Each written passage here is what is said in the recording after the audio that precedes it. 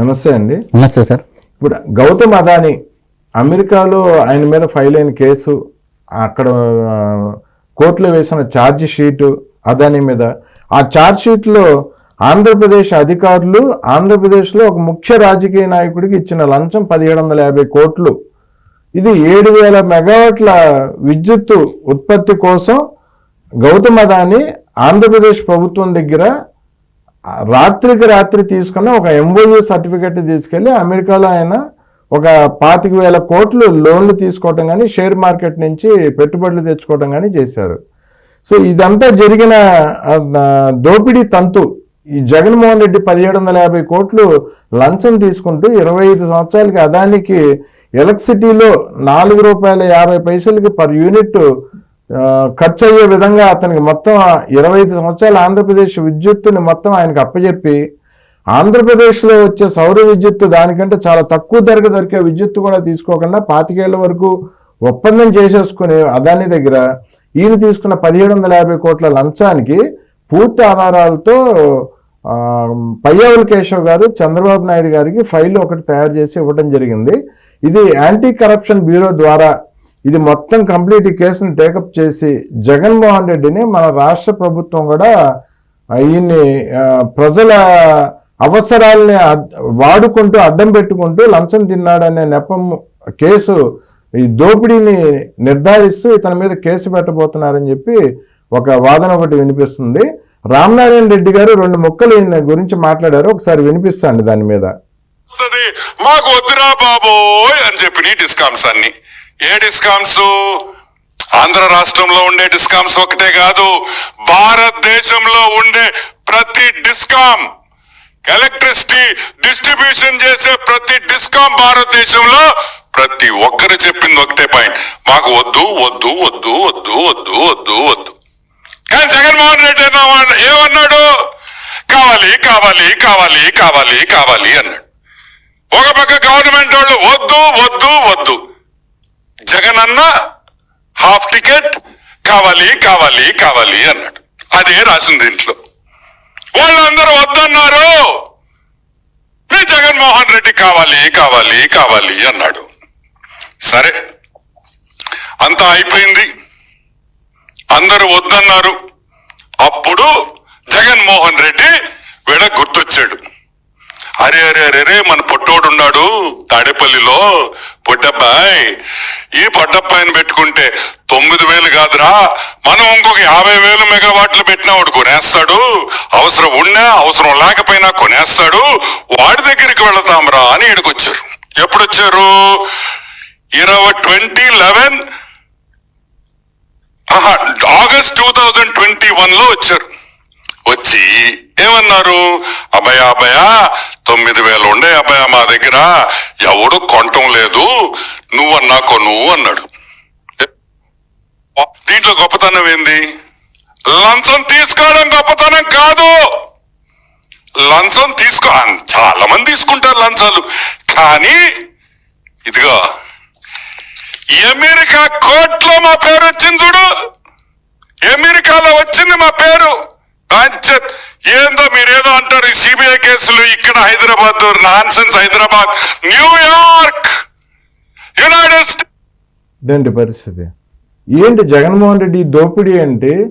రాష్ట్రాన్ని అడ్డం పెట్టుకొని లక్షల కోట్లు మింగేసింది కాక మళ్ళీ బయట దేశాలకు చులకనయ్యే విధంగా ఆంధ్రప్రదేశ్ను చులకం చేస్తూ 1750 కోట్ల కోసం కక్కుర్తిపడి ఈ దోపిడీ ఏంటి డబ్బు పిచ్చి ఏం చేసుకుంటాడు ఈ డబ్బుని జగన్మోహన్ రెడ్డి? సార్, ఇది చాలా కాంప్లికేటెడ్ సబ్జెక్ట్. ప్రజలకి ఏం జరిగింది ఏంది మధ్యలో అనేది అర్థం కాదు. అసలు ఎలా జరిగింది, అసలు దాని కారణాలేంటి, ఒకవైపు వైసీపీ ప్రభుత్వం అంటే వైసీపీ నాయకుల నుంచి చేస్తున్నటువంటి డొల్ల వాదనలు ఏంటి? ఇప్పుడు మనం ముఖ్యంగా చెప్పుకోవాల్సిన అంశం ఏంటంటే, దీంట్లో ఇందాక ఈ రమణారెడ్డి గారు చెప్పే దాంట్లో ఏం చెప్తున్నారంటే, నాంపల్లి కోర్టు నుంచి న్యూయార్క్ కోర్టు వరకు వెళ్ళడం అనేది జగన్మోహన్ రెడ్డి గారు సాధించినటువంటి అభివృద్ధి అని చెప్పేసి ఆయన చెప్తా ఉన్నారు. దేశం మొత్తం కాదు, ప్రపంచం మొత్తం మన వైపు చూసేలా చేసినటువంటి, చెప్పకనే చేసి చూపించిన హామీ జగన్మోహన్ రెడ్డి గారు అని రమణారెడ్డి గారు చెప్తా ఉన్నారు. సరే, అక్కడి నుంచి పక్కకు వస్తే ఇప్పుడు ఏమంటున్నారు? 2021 మామూలుగా ఈ టెండర్లకు బిడ్లు ఆహ్వానించినది 2019 జూన్ జూలై నెలలో సార్. అదా ఏది సెకీ అనేది ఆహ్వానిస్తే ఈ బిడ్డల్లో పాల్గొన్నటువంటి కంపెనీ ఏది? అదాని అజూరే కంపెనీ. ఈ రోజు మీరు ఈనాడు పేపర్లో చూసుకుంటే ఈ 2019 తర్వాత 2020 డిసెంబర్ వరకు సెకీ నుంచి విద్యుత్తును కొనడానికి ఏ రాష్ట్ర ప్రభుత్వంలో ఉన్నటువంటి డిస్కమ్లకు కూడా ముందుకు రానటువంటి పరిస్థితి. 2020 డిసెంబర్ నెలలో అజూరే పవర్ కంపెనీ ఒక స్టేట్మెంట్ ఇచ్చింది. అది ఆన్లైన్లో కూడా ఎవరైనా చూసుకోవచ్చు.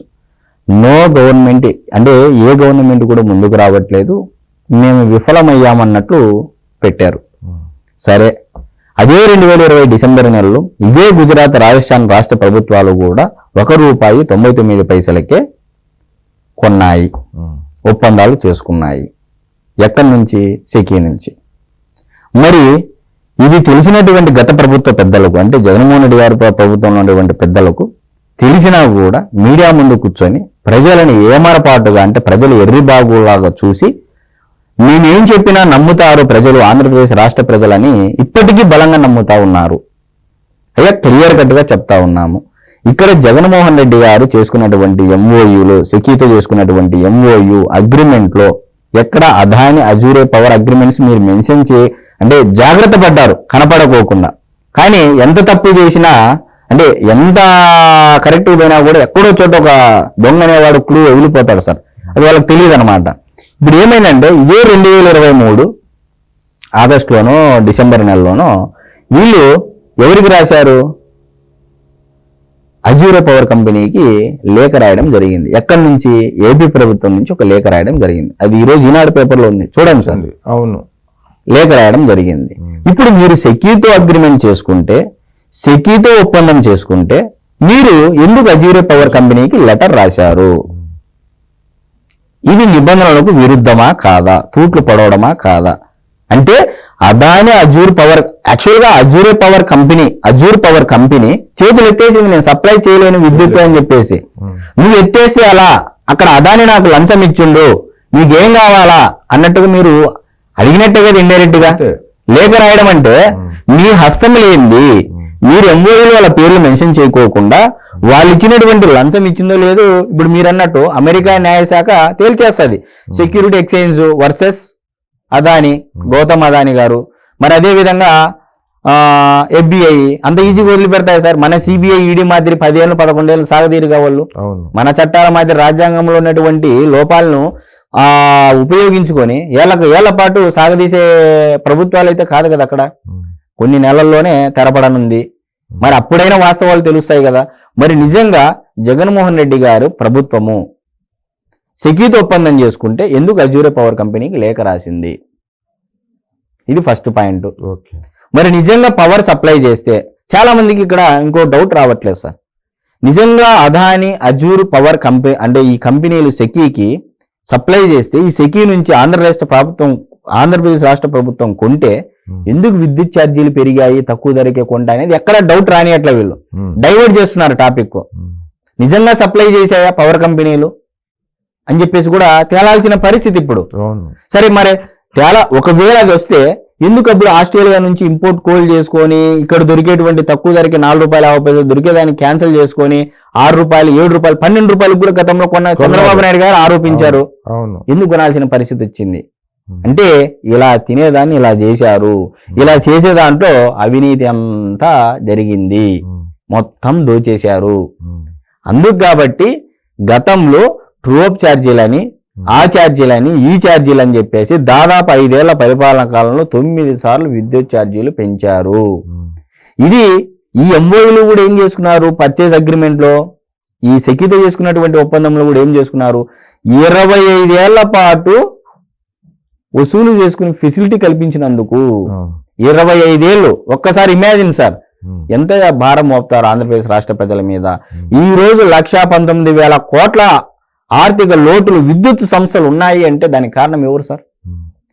2018లో అంటే చంద్రబాబు నాయుడు గారు 2014లో ముఖ్యమంత్రి అయితే 2018కి వచ్చే నాటికల్లా విద్యుత్ సర్ప్లస్ లో ఉంది, మిగులులో ఉంది విద్యుత్ ఆంధ్రప్రదేశ్ రాష్ట్రంలో. మరి నిజంగా అప్పట్లో వానలు లేవన్నారు, చంద్రబాబు నాయుడు గారు వస్తే వానలు రావు. ఇప్పుడు హైడల్ ద్వారా విద్యుత్ చేస్తారు కదా సార్, వాటర్ పడతా ఉంటే దాని ద్వారా ప్రాజెక్ట్స్, శ్రీశైలం ప్రాజెక్ట్ అయితేనేమి, నాగార్జున సాగర్ అయితేనేమి, అవును. చాలా ప్రాజెక్టుల ద్వారా విద్యుత్ తయారు చేస్తారు. మరి గతంలో జగన్మోహన్ రెడ్డి గారు ఎందుకు నీళ్లు తీసుకురాలేకపోయారు రాయలసీమ కంటే, తెలంగాణలో ఉన్నటువంటి గవర్నమెంట్ అప్పుడు నీళ్లు వదిలేసుకొని కరెంటు తయారు చేసుకున్నారు, వాళ్ళ రాష్ట్ర ప్రభుత్వానికి చేసుకున్నారు. మాజీ ముఖ్యమంత్రి పులివెందుల ఇప్పుడు శాసనసభ్యుడు జగన్మోహన్ రెడ్డి గారు ఎందుకు రాయలసీమకు నీళ్లు ఇవ్వలేకపోయారు అంటే ఇదండి, ఇది పరిస్థితి. నీళ్లు వదలకపోగా కరెంటు అంటే క్రియేటివ్ చేశారు. కరెంటు లోటులో ఉంది, విద్యుత్ లోటులో ఉందని చెప్పేసి క్రియేటివ్ చేశారు. 2018లో సర్ప్లస్ లో ఉన్నటువంటి మిగులు విద్యుత్ ఈ రోజు ఎందుకు ఈ విధంగా తయారు చేశారు? ₹4.50. ఇక్కడ కూడా చాలా మంది ఒక మాట అంటున్నారు సార్, మరి చంద్రబాబు నాయుడు గారు ₹4.50 అగ్రిమెంట్ చేసుకున్నారు, జగన్మోహన్ రెడ్డి గారు ₹2.49 అగ్రిమెంట్ చేసుకున్నారు అని చెప్పేసి అంటున్నారు. మరి చంద్రబాబు నాయుడు గారు అవినీతి చేసినట్టే కదా, మరి ఈనాడులో ఏనాడు ఒక వార్త రాలేదని కూడా చెప్తా ఉన్నారు. నేను వారికి సూటిగా చెప్తున్నాను సార్, ఇదే నల్లారి కిరణ్ కుమార్ రెడ్డి గారు ముఖ్యమంత్రి ఉన్నప్పుడు, అప్పుడు రాజశేఖర రెడ్డి గారు ఏది జలయజ్ఞం పేరుతో చేసుకున్నటువంటి క్లాజులు ఉంటాయి సార్, ఒక అగ్రిమెంట్ లో క్లాజులు ఉంటాయి. తిరిగా కాంట్రాక్టర్ కి ప్రభుత్వం ఫైన్ కట్టాల్సినటువంటి క్లాజులు పెట్టారు గతంలో. మరి వచ్చిన ప్రభుత్వము, ఇదే కిరణ్ కుమార్ రెడ్డి గారి ప్రభుత్వము జలయజ్ఞంలో ఉన్నటువంటి కాంట్రాక్టర్లను రద్దు చేస్తే వాళ్ళు కోర్టుకు వెళ్తే, ఇదే నల్లారి కిరణ్ కుమార్ రెడ్డి గారి ప్రభుత్వం అప్పుడు ఓడిపోయింది కేసు ఓడిపోయేసి రిటర్న్ లో ఫైన్ కట్టింది కాంట్రాక్టర్లకి. మరి ఇది కూడా ప్రభుత్వానికి భారమేగా, ఆల్రెడీ అక్కడ భారము, మళ్ళీ ఇది భారము. సో ఇవన్నీ విచారించుకోకుండా ఇప్పుడు ఉన్నటువంటి కూటమి ప్రభుత్వం ఎలా కేసు పెడతాది? అదాని పైన అయినా కానీ, జగన్మోహన్ రెడ్డి గారి పైన అయినా పూర్తిగా ఇది లోతుగా దర్యాప్తు చేసి కేసు పెట్టడం అయితే జరుగుతుంది. తప్పు జరిగితే చట్టబద్ధంగా, రాజ్యాంగబద్ధంగా కేసు పెట్టడం అయితే జరుగుతుంది.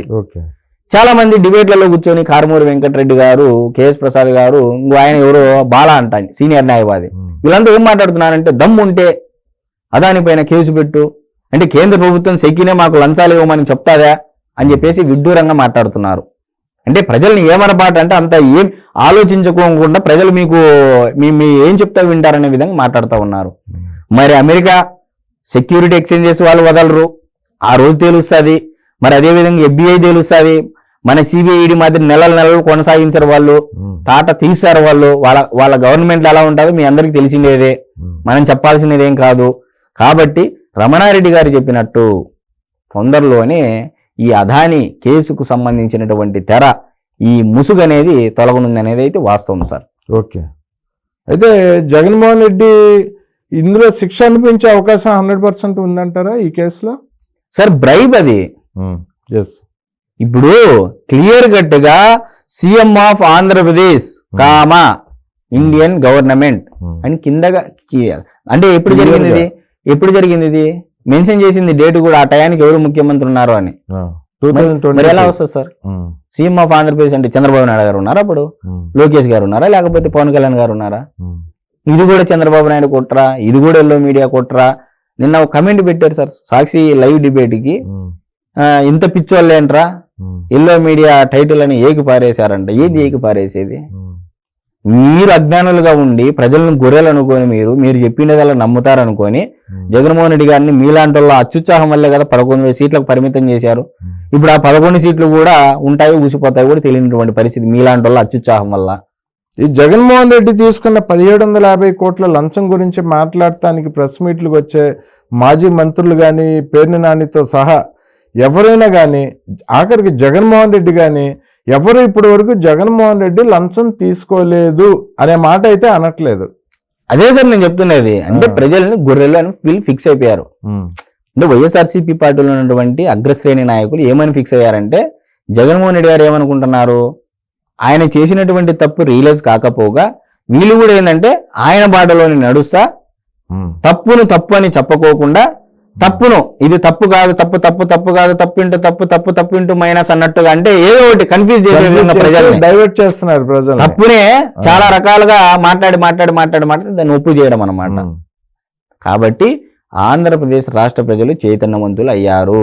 అది రైతులైనా, ఉద్యోగస్తులైనా, నిరుద్యోగులైనా, ఉద్యోగస్తులైనా, విద్యార్థులైనా, మొత్తం మహిళలైనా, మొత్తం ప్రతి ఒక్కరు చైతన్యవంతులు అయ్యారు. ఇంకా మీరు ఏమరపాటుగా ఉంటే ఆ 40% ఓట్ బ్యాంక్ ఉంది కదా, 39.6% ఓట్ బ్యాంక్ అని అంటున్నారు కదా, దాంట్లో కూడా ఇప్పుడు ఎంతమంది పోయి ఉంటారో. ఓకే అండి, చూద్దామండి.